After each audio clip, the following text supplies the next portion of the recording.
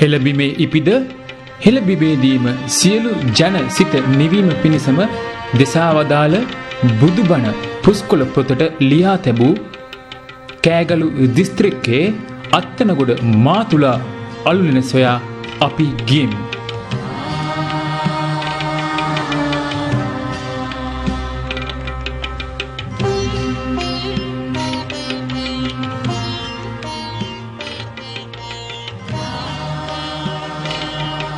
බුද්ධ ශක්තියට අනුගත වූ මේ උතුම් වූත් ඓතිහාසික වූත් පූජා භූමිය වටා අද දක්නට ඇත්තේ වතුපාලක මහා බ්‍රිතාන්‍ය ප්‍රමුඛ කළු සුද්දන් විසින් වගා කර ඇති රබර් වතු සහ තේ වතුය.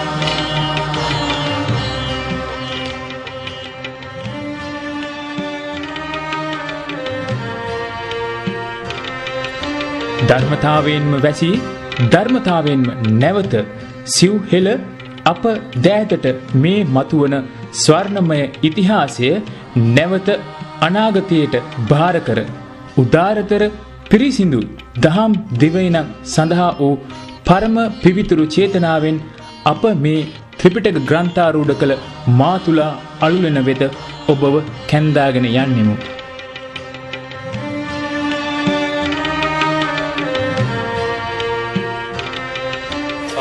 අපිට විස්තර කරන්න මේ ත්‍රිපිටකයේ ග්‍රන්ථාරූඪ කිරීම පිළිබඳ අදහසක් තියෙනවා මාතලේ අලු විහාරය කියලා. නමුත් අපිට දැන් වර්තමානයේ ඇහෙන්න ලැබෙනවා මේ මාතුලාව අලුලෙන මාතුල ජනපදයේ අලුලෙන කියලා.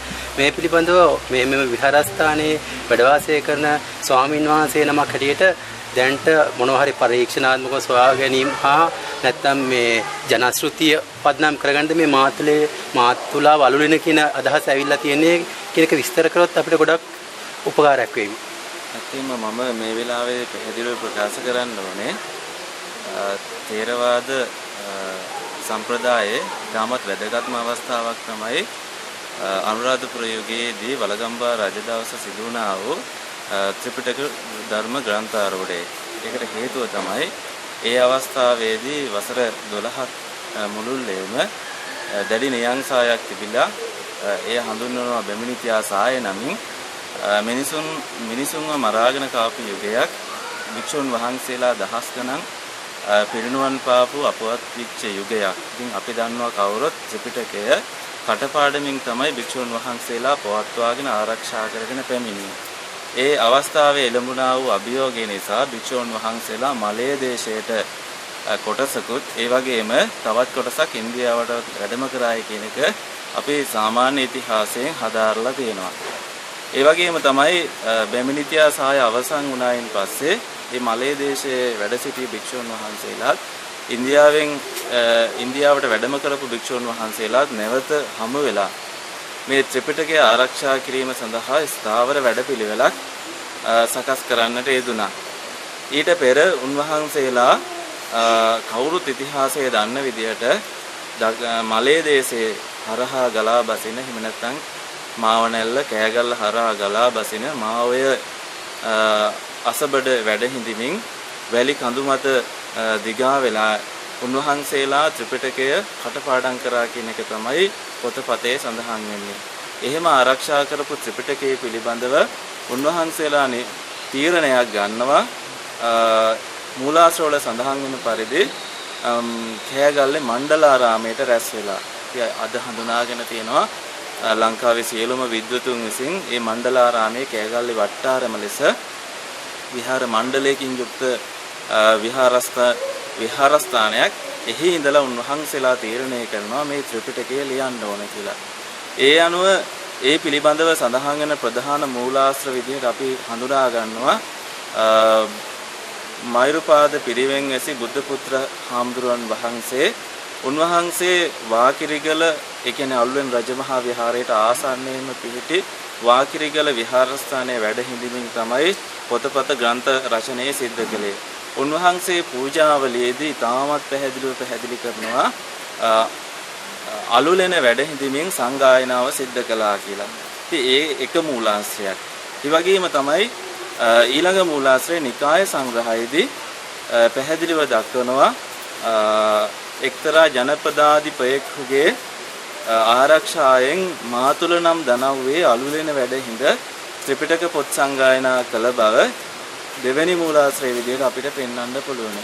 ඒ වගේම ජිනකාලමාලනී, වගේම අස්ගිරි තල්පත ආදී ලංකා ඉතිහාසය පිළිබඳ හදාරන අනිකුත් මූලාශ්‍රයන් තුලිනොත් අපිට දකින්න තියෙන එකම සඳහන මාතුල දනව්වේ අලුලෙන වැඩහිඳ සංගායනාවක් කළ බව පමණයි. නමුත් දැනට පොතපතට සහ මාධ්‍යයට සහ ලෝකයට ගිහිල්ලා තියෙනවා මාතලේ අලු විහාරයේ නම් ස්ථානයක වැඩහිඳ භික්ෂුන් වහන්සේලා 500ක් විසින් සංගායනාවක් කළ බව. නමුත් අපි නිවැරදිව මූලාශ්‍රයන් හදාරනවා නම් මේ මාතලේ පිළිබඳව තියෙන මිත්‍යාවක් බව ඉතාමත් හොඳින් පැහැදිලි වෙනවා. ඉතින් මෙහි මූලික ආරම්භය තබන්නේ ලංකා ඉතිහාසයේ කීර්තිමත් පුරාවිද්‍යාඥයෙක්, ඉතිහාසඥයෙක් සහ කලා නිර්මාණ පිළිබඳව විශ්ලේෂකයෙක් වෙච්ච මහාචාර්ය පරණවිතාන සෝරීන්.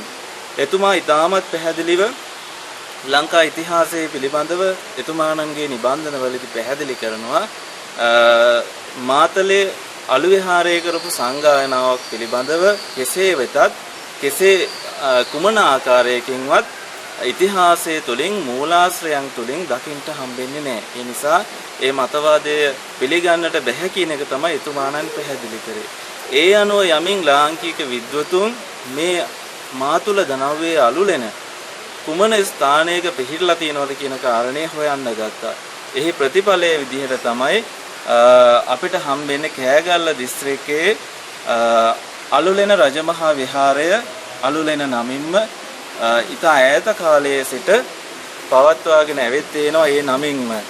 වගේම තමයි මාතුල යන වචනය අපි දන්නවා මුළු මාතලේ ඉතිහාසය කුමන පොත පෙරලලා බැලුවත් මාතලේට මාතුල කියන වචනය කවදාවත්ම යෙදිලා නැහැ. ඒක සම්පූර්ණ සාවද්‍ය ලෙස අර්ථ විකෘති කරලා අර්ථකථනය කිරීමක් තමයි මාතුල මාතලේ ලෙස හඳුන්වා තිබෙන්නේ.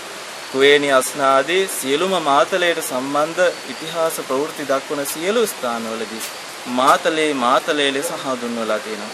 ඒ වගේම තමයි අලුලෙන හා අලු විහාර කියන වචන දෙකෙහි අර්ථ නිරූපණය ඉතාමත් හොඳින් හැදෑරුවොත් පේනවා අලු විහාර කියන්නේ ගිහි පරම්පරාවකට අයිති නමක්.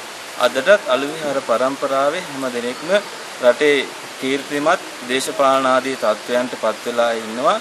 අදටත් අලු විහාරයට මේ අලුලෙන කියන වචනේ ගන්න බෑ. හේතුව තමයි මුළු ඉතිහාසයේ පුරාවටම අලු විහාරයේ ලෙසම හඳුන්වා තිබීම. ඒ නිසා කෑගල්ලේ අලුලෙන රහතන් වහන්සේලා 500 නමකට ඊටමත් පහසුවෙන් වැඩ හිඳිය හැකි ස්ථානයක්. ස්ථානයේහි ප්‍රමාණයේ දිග පළල පිළිබඳ සැලකුවොත් එහෙම අඩි 180කට වඩා විශාල වූ ලෙනක් අඩි 50 ගණනක් 56ක් පමණ උස ලෙන ඊටමත් පහසුවෙන් 509කට වැඩ හිටින්න පුළුවන් පහසුකම් ඒ වගේම උන්වහන්සේලාගේ අනිකුත් ප්‍රතිපහසුකම් සඳහා අවශ්‍යතා සඳහා මේ ස්ථානයේ පහසුකම් තිබෙනවා. නමුත් මාතලේ පිළිබඳ සැලකුවොත් ඊට වඩා ඉතාමත් අවම පහසුකම් විශේෂයෙන්ම ස්ථානීය පහසුකම් වල අවම ප්‍රමාණයක් දකින්නට හම්බෙන්නේ. අනික් කාරණේ තමයි මූලාශ්‍රවල පැහැදිලි කරනවා සංගායනාව සිදු වුණේ දක්ෂිණ මලයේ දේශයේ යන්න. ලංකා ඉතිහාසයේ සිතියම් නිවැරදිව නිරීක්ෂණය කරොත් පේනවා මාතලේ අලු විහාරේ පිහිටලා තියෙන්නේ උත්තර මලයේ දේශයේ බව. ඒ නිසා ඊටමත් පහසුවෙන්ම මාතලේ පිළිබඳව මිත්‍යාව ලෝකයට පැහැදිලි වෙනවා. එහෙනම් කළ යුතු කාර්යය තමයි කෑගල්ලේ අලුලෙන පිළිබඳව මාතුල දනව්‍ය අලුලෙන පිළිබඳව වඩාත් පරිශ්‍රණ සිද්ධ කිරීම. විශේෂයෙන් සඳහන් කරන්නට ඕනේ කෑගල්ලේ අලුලෙනට මාතුල කියන වචනේ ගැලපෙන්නේ කොහොමද කියලා. දැනට අලුලෙන පිහිටලා තියෙන ග්‍රාමයේ වෙන්නේ අත්තනගොඩ කියන ග්‍රාමය. අපි දන්නවා සිංහල වෛද්‍ය විශ්වකෝෂ ආදී හදාරද්දී මාතුල කියන වචනයෙන් හඳුන්වනවා අත්තන ගහට. ඒ නිසා පහසුවෙන්ම අත්තනගොඩ කියන ගම මාතුල ජනපද ලෙස අර්ථ ගැන්වීමේ හැකියාව ගැටලුවක් ඇති වෙන්නේ නැහැ. ඒ නිසා 1950 පමණ විතර ඉඳලා කෑගල්ලේ අලුලෙන පිළිබඳව විද්වතුන්ගේ අවධානය ඊටමත් හොඳින් ලක් වෙමින් මේ ස්ථානයේ විවිධ විශ්වවිද්‍යාල මගින් පර්යේෂණයට ලක් වෙමින් ඉදිරියටත් ගමන් කරගෙන යනවා. ඒ සඳහා ඔබ හැමදෙනාගේම අවධානය නිරන්තරයෙන් යොමු වීම වටිනවා. ඒකට හේතුව තමයි රහතන් වහන්සේලා 500ක් වැඩ ඉඳිමින් තේරවාද බුද්ධ ධර්මයේ ආරක්ෂා කිරීමට උපස්තම්භකෝ මේ විහාරස්ථානය ලෝක පූජිත ස්ථානයක් බවට පත් කිරීම සකල ලෝකවාසී තේරවාද මහායාන ආදී සියලුම බෞද්ධයින්ගේ යුතුයකමක් විදියට මා මේ අවස්ථාවේදී හැම දිනාටම සිහිපත් කරනවා.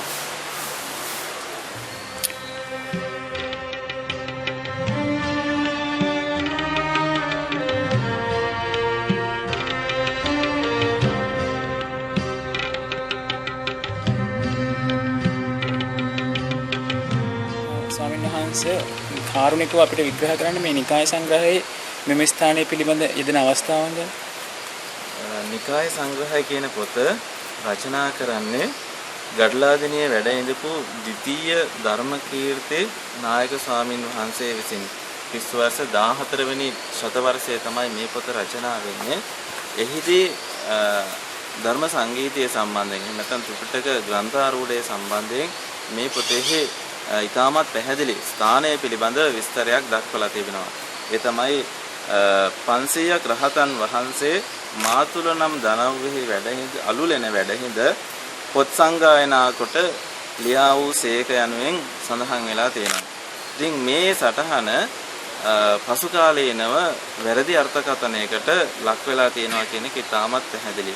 මෙහි ප්‍රමුඛ අවස්ථාව විදිහට අපිට දකින්න පුළුවන් වෙන්නේ 1856 සිංහල භාෂාවේ ඉතිහාසය පිළිබඳ ලියවෙන අවස්ථාවක්. ඒ තමයි ජේම්ස් ඩල්විස් නැමැති ක්‍රිස්තියානි භක්තික වියතා විසින් සිදත් සංගරාව නැමැති සිංහල ව්‍යාකරණ ග්‍රන්ථයට ලියන්නට යෙදුණු ප්‍රස්තාවනාවේදී මේ මාතුල නම් දනව්වෙහි අලුලෙන යන මේ පාඨය ඔහු අර්ථකථනය කරනවා මාතුල යන්න මාතලේ ලෙසත් ඒ වගේම අලුලෙන යන්න අලු විහාරයේ ලෙසත්.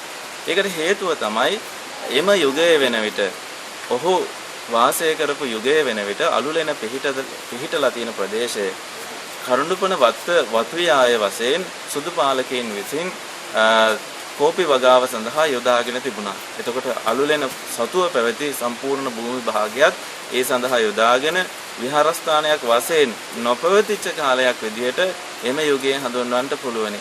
ඒ කියන්නේ ඉතිහාසයේ වහන්න උත්සාහ දරව සුදු මිනිස්සු මේ ස්ථානයේ තිබිච්ච දේවල් කොල්ල කාලා ස්ථානයේ අභ්‍යන්තරයේ පවා කෝපි වගා කරලා පසුව රබර් වගා කරලා තිබුණ බව තමයි සඳහන් වෙන්නේ.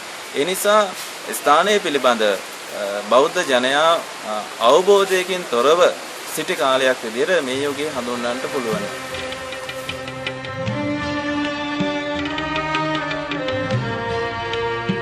ඊළඟ සඳහන අපිට දකින්න හම්බෙන්නේ මේ අල්වෙන රජමහා විහාරයට ආසන්නයෙන්ම පිහිටි වාකිරගල විහාරස්ථානයේ වැඩ හිඳපු මයුරපාද පිරිවෙන්පති බුද්ධ පුත්‍ර හිමියන් පූජාවලියේ යොදන ප්‍රකාශය 13 වෙනි සියවසේ. ඒ තමයි 500ක් රහතන් වහන්සේලා අලුලෙන වැඩ හිඳ පොත් සංගායනා කළසේක. මේ ප්‍රකාශය ඉතාමත් හොඳින් සැලකිලි යොමු කරමින් විමර්ශනය කිරීම වටිනවා. මොකද ලංකාවේ වෙනත් විහාරස්ථාන පිළිබඳව උන්වහන්සේ කරුණු දක්වද්දී පිහිටි ස්ථානයේ පිළිබඳ දීර්ඝ විස්තරයක යෙදෙනවා. නමුත් උන්වහන්සේ අලුලෙන පිළිබඳව එහෙම දීර්ඝ විස්තරයක යෙදෙන්නේ නැහැ. ඒකට අපිට ඉතාමත් පහසුවෙන් අවබෝධ කරගත හැකි කාරණේ තමයි උන්වහන්සේගේ විහාරස්ථානයේට කිලෝමීටර 3-4ක් ආසන්නයේ පිහිටි අලුලෙන පිළිබඳව දීර්ඝ විස්තරයක් කිරීම අවශ්‍ය නොවීම. ඒ නිසා ඉතාමත් තර්කානුකූලව මේ වෙනස සහ ස්ථානයේ පිළිබඳ උන්වහන්සේගේ අවබෝධය අපිට ඉතාමත් හොඳින් තේරුම් ගැනීමේ හැකියාව තියෙනවා.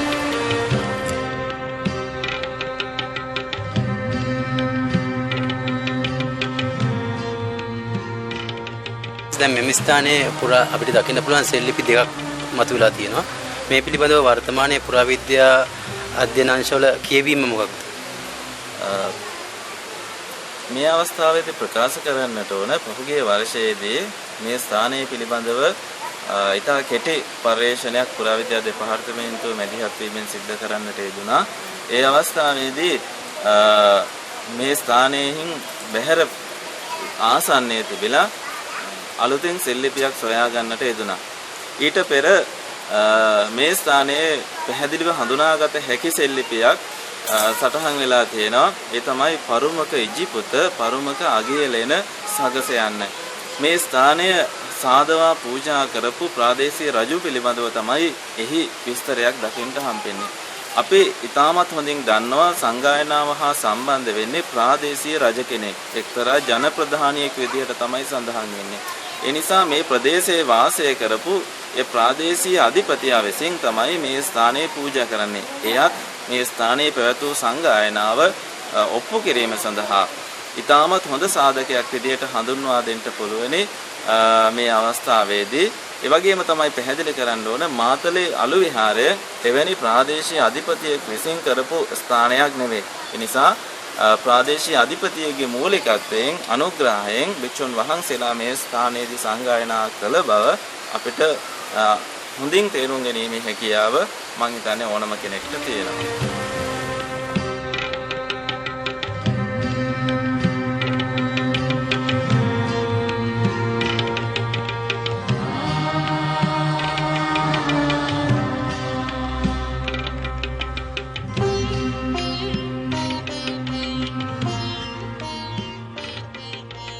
ස්වාමීන් වහන්සේ ලංකාවේ මේ ලියවිච්ච ඉස්කෝල පොත්වල ලියවුණු මේ ත්‍රිපිටකය එංගලන්තයේ පුස්තකාලවල දැන් පවත්වනවා කියලා කියනවා. මේ පිළිබඳව ඔබ වහන්සේගේ අදහස පැහැදිලිව විස්තර කරන්න පුළුවන් හොඳයි. මේ පිළිබඳ අදහසක් ප්‍රකාශ කරනවා නම් අපි දන්නවා ත්‍රිපිටකයේ මුල් අවස්ථාවේදී විශේෂයෙන් අටුවා තිබුණේ සිංහල භාෂාවෙන්. මේ සිංහල භාෂාවෙන් තිබිච්ච අට කතා බුද්ධඝෝෂ හිමියන් පරිවර්තනය කරනවා පාලි භාෂාවට. ඒ පාලි භාෂාවට පරිවර්තනය කළායින් පස්සේ සිංහලෙන් තිබුණු ග්‍රන්ථ ඉතාමත් විශාල ප්‍රමාණයක් 7 දෙනෙක්ගේ උසට කඳු ගහලා ගිනි තිබ්බා කියලා ඉතිහාසයේ සඳහන් වෙනවා. ඉතින් ඒ අවස්ථාවේදී සිංහල භාෂාවෙන් තිබිච්ච පොතපත විශාල ප්‍රමාණයක් විනාශ වුණා කියන එක අපිට පිළිගන්න සිද්ධ වෙනවා. ඒ වගේම තමයි සමස්ත සිංහල බෞද්ධයන්ට වගේම සිංහල ජාතියට අපි ගාව තිබිච්ච අපිට උරුම වෙලා තිබිච්ච දැනුම විනාශ වෙච්ච අවස්ථාවක් තමයි 1848 ඌව වෙල්ලස්ස මහා සංහාරය අපිට පෙන්වලා දෙන්න පුළුවන්. මොකද ලංකාව පුරා විසිරලා තිබිච්ච අපේ දැනුම ඒ පොත්පත් අවසාන කාලයේදී තිබුණේ ඌව වෙල්ලස්සේ බුදුදහම සහ සිංහල ජාතිය පිළිබඳ වගකීම දරපු භික්ෂුන් වහන්සේලා සහ සිංහල ප්‍රභූන් අතර. ඒ තිබිච්ච පොතපත 1848 සුදු ජාතිකයන් විසින් ඉතාමත් නිර්දය ලෙස කුඩා දරුවන්ගේ ඉඳලා ඒ වගේම පරිසර පද්ධතියේ ඉඳලා සේරම විනාශ කරගෙන මේ පොතපත වුන් අතට අහු වෙනවා. ඒ අහුවෙච්ච පොතපත වුන් එංගලන්තයට අරන් ගිහිල්ලා ඒ කෞතුකාගාරවල රැස් කරලා තියාගත්තා. ඒ තියාගෙන පාවිච්චි කරා කියන එක අපි අමුතුවෙන් ප්‍රකාශ කරන්න ඕනේ නැහැ. එතකොට පැහැදිලි වෙන කාරණේ තමයි අපි ගාව තිබිච්ච ඒ පාරම්පරික දැනුම සහ ආගමික ග්‍රන්ථ වේවා, ඒ වගේම වෙනත් විද්‍යාත්මක ග්‍රන්ථ හෝ වේවා, වෛද්‍ය ග්‍රන්ථ වේවා, ජ්‍යොතිෂය පිළිබඳ ග්‍රන්ථ වේවා, මේ සියලු දැනුම අපිට එකවර අහිමි වෙච්ච අවස්ථාවක් තමයි 1848 මේ සිදුවෙච්ච මහා සංහාරය.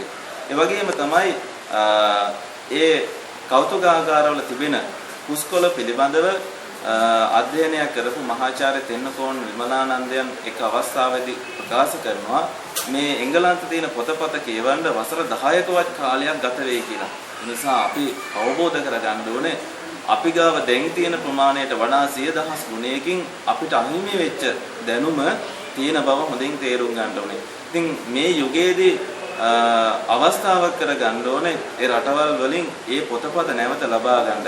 මොකද ඒ සඳහා උරුමය අපි ගාව තියෙනවා අපින් අහිමි වෙච්ච සම්පත්.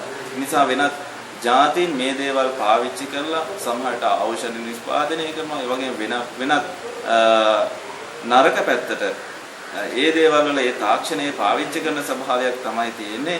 ඒ නිසා අවධානය යොමු කරනවා නම් ශ්‍රී ලාංකික රජය මම හිතන්නේ මේ පොතපත අපිට නැවත ලබා ගන්න පුළුවන් වගේම සමස්ත ජාතිය වගේම රටවාසීන්ගේ ඉදිරි පැවැත්ම සඳහා මේ දේවල් වල වටිනාකම මම හිතන්නේ අපිට මිල කරන්න බැහැ කියන එක මේ අවස්ථාවේ ප්‍රකාශ කරන්න ඕනේ.